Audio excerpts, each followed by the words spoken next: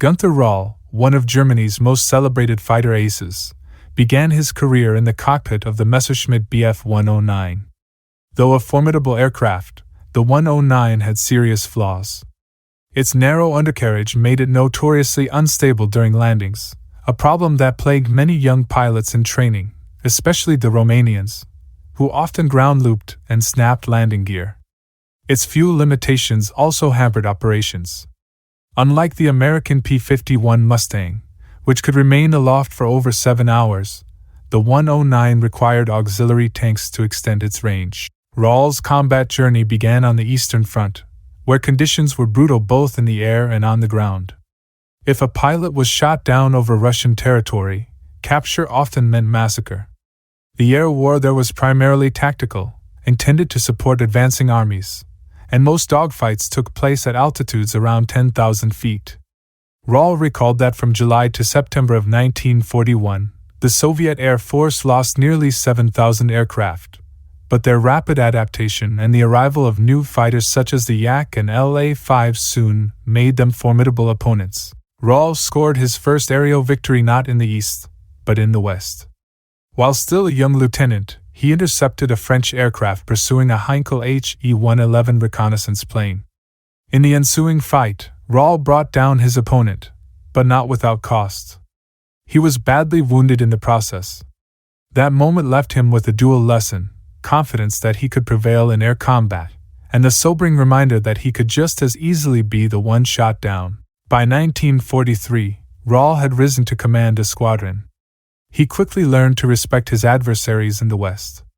His first encounters over the English Channel brought him face to face with Spitfires and Hurricanes, aircraft he considered damn good, flown by well-led and well-organized British pilots.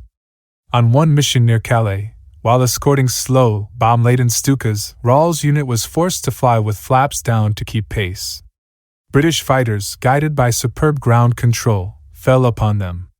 By then only 22 years old, Rall was already a squadron commander, promoted after his superiors had been killed. To him, the British were the finest pilots of the early war, far superior in organization to the French, whose air strategy was as static as the Maginot Line. On the Russian front, the variety of enemy aircraft was equally challenging. Early Soviet fighters like the I-16 were obsolete yet dangerous due to their agility. Later, the Yaks and La-5s proved fast and maneuverable. Rall even remembered once being unable to overtake a La-5 in pursuit. The Germans themselves introduced the Focke-Wulf 190, a rugged, air-cooled fighter far more forgiving than the 109, whose liquid-cooled engine and oil system were vulnerable to damage. Rall experienced this firsthand at Kiev, when enemy fire burst his oil cooler, black oil splattering across his windshield and blinding him. His service on the Eastern Front was marked by both triumph and tragedy. At Kursk, during the largest tank battle of the war, Rall was shot down in his only mid-air collision, slamming into a Soviet La-5. He was badly injured and sent to a hospital in Vienna, where his wife, working as a doctor, treated him. By then, in 1943, he already knew the war was lost. He told her as much, though German forces fought on bitterly until the final day. Even more severe was an earlier crash in November 1941. On a mission near Taganrog in Rostov, Rall shot down a Russian fighter whose flaming wreck momentarily blinded him. Its wingman pounced, riddling his Messerschmitt and forcing him into a crash landing in the snow. His canopy slammed him against the cockpit, leaving him scalped and unconscious. German tanks pulled him from the wreck. He awoke paralyzed on his right side, suffering 3 spinal fractures. Doctors told him he would never fly again. Yet after months in a body cast and sheer determination, Rall returned to his unit, refusing reassignment, because his squadron was his family. Despite repeated injuries, he was shot down 8 times and wounded 4. Rall pressed on. On May 12, 1944, he was struck again, losing his thumb and suffering an infection that sidelined him for months. When he returned, he was barred from combat and instead placed in command of the fighter leaders' school. There he had the rare opportunity to fly captured Allied aircraft, including the P-38 Lightning, P-47 Thunderbolt, and P-51 Mustang, serving as a target during training exercises. The experience deepened his respect for Allied machines. The P-47, he recalled, could maintain speed at 1,400 kilometers and dive far faster than a 109. The Mustang, however, was the finest of them all, stable, comfortable, heavily armed, and with endurance unmatched by any German aircraft. By late 1944, Rall returned to combat as commander of Jagdgeschwader 300, the Luftwaffe's final operational wing. As Germany collapsed, he tried to help his men prepare for civilian life, allowing mechanics to take aircraft instruments as mementos to start new careers. In the end, he walked to the American lines and surrendered. Captured, Rall was sent to a British fighter school in England. The courtesy shown there surprised him.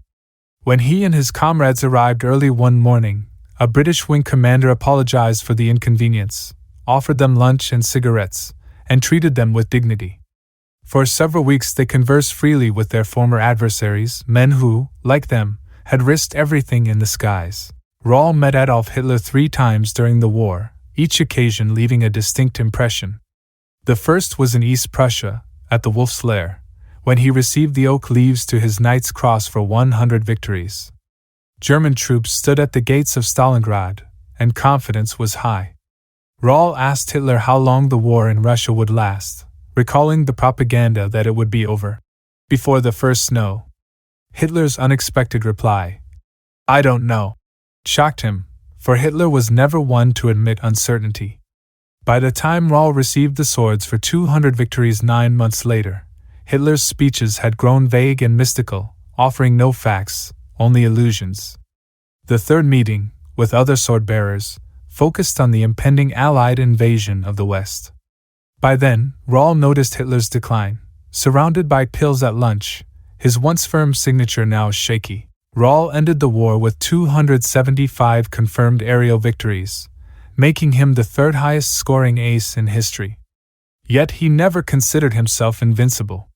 His success, he insisted, came from instinctive deflection shooting, waiting until the enemy filled his gun sight and firing ahead of a turning aircraft. It was a skill born not of training. There was no time for that, but of survival. After the war, Rall rebuilt his career in the new West German Air Force. He retrained on jets in Germany, the United States, and Canada, flying the T-6, T-33, F-84, and F-86 before moving on to the supersonic F-104 Starfighter. He rose to become one of the Bundesluftwaffe's senior officers, serving within NATO. Rall's deepest friendships were often with those he had once fought.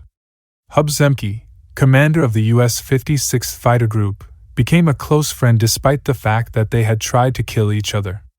Bud Anderson, another American ace, wrote the foreword to Rall's memoir, My Logbook.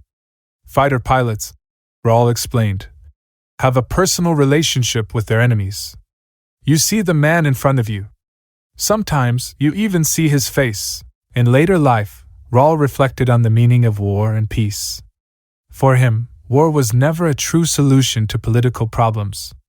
The vast battles of his youth, thousands of fighters and bombers clashing over Europe, belonged to the past. The future would bring new kinds of conflict, with terrorism replacing massed armies.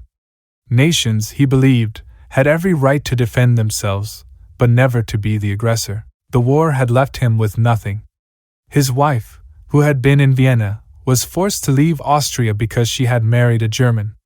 Yet Rall took comfort in modern Germany, a country surrounded by friends rather than enemies for the first time in its history. In his final reflections, he urged younger generations to remember the lessons of the Second World War.